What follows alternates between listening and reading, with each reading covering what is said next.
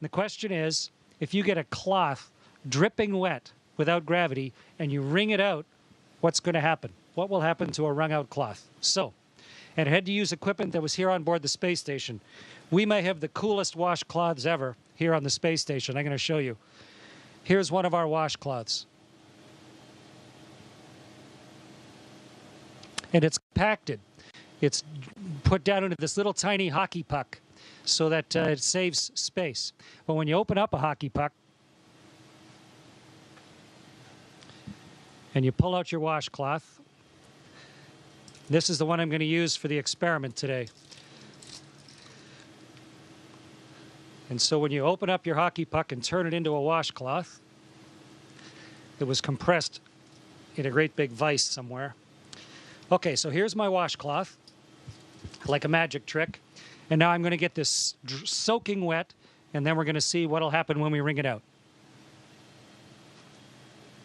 Meredith and Kendra suggested that I dip this in a bag, but bags don't hold water in space, so instead I filled a water bag. This has drinking water in it. And I'm going to squirt a bunch of water into this washcloth.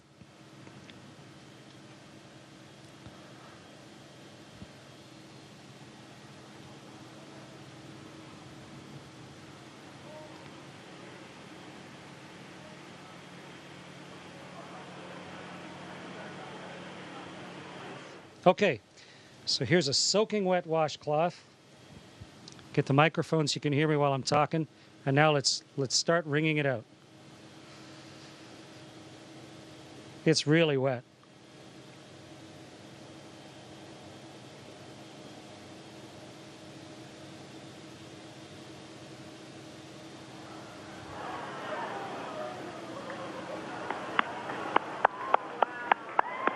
It's becoming a tube of water. The water's all over my hands, in fact. It wrings out of the cloth into my hands. And if I let go of the cloth carefully, the water sort of has it stick to my hand.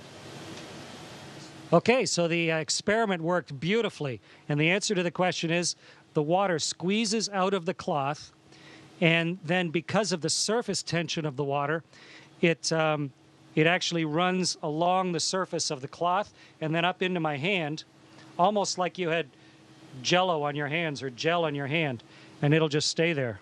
Wonderful moisturizer on my hands.